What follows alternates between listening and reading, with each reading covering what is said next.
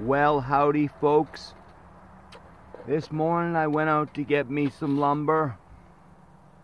Needed firewood.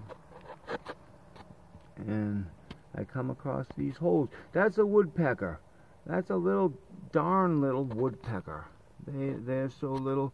If you planned on making dinner from those woodpeckers, you best be looking for your dumpling recipe.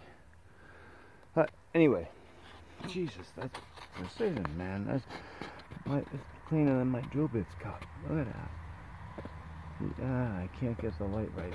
It's really precise. And I found the tunnel of the creature's prey. Many times I've seen this beast. I believe them to be cicadas.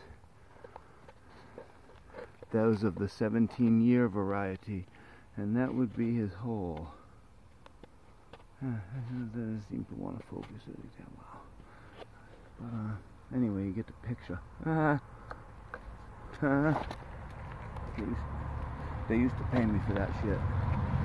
Well, anyway, folks, I'm gonna take a little break and wet my whistle, then I'll be back and I'll crack this log open for you, show you some beastly looking, ghostly white phenomena. Alright.